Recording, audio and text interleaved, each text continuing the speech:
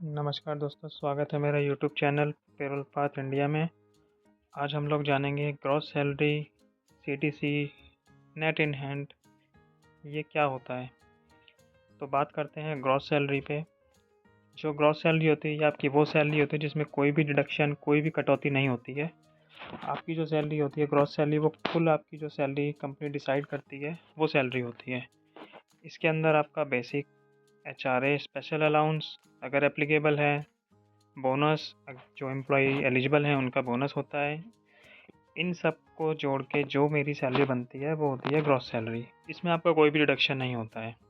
इसके बाद बात करते हैं नेट इन हैंड सैलरी। ये क्या होती है? ये वो सैलरी होती है, इसमें आपका स्टैच्यूटरी कंप्लाइंसेस जो कंपनी फॉलो करती है उसमें आपका ईपीएफओ का डिडक्शन, ईएसआईसी का डिडक्शन, प्रोफेशनल टैक्स का डिडक्शन, अगर एम्प्लॉय का टीडीएस एप्लीकेबल है तो उसका डिडक्शन होता है। सारे डिडक्शन होने के बाद जो सैलरी बचती है वो एम्प्लॉय को दी जाती है, उसे हम नेट इन हैंड सैलरी बोलते हैं।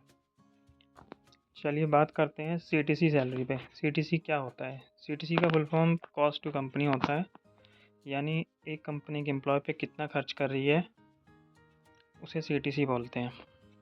ये एम्प्लॉय की कुल सैलरी होती है जिसमें ग्रॉस सैलरी इंक्लूड होती है।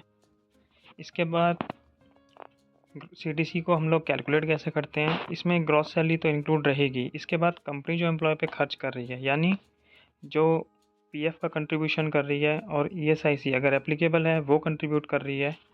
इसके बाद एप्लीकेबल अगर ग्रेचुटी एप्लीकेबल है कंपनी में तो वो ग्रेचुटी इंक्लूड होती है इसमें। और अगर कोई कंपनी इंश्योरेंस दे रही है जो बंदे ईएसआईसी में कवर नहीं है तो company as per company policy company उन लोगों को मेडिकल इंश्योरेंस देती है, तो वो भी इंक्लूड होता है। इसके बाद सीटीसी होती है वो, यानी total contribution plus gross salary.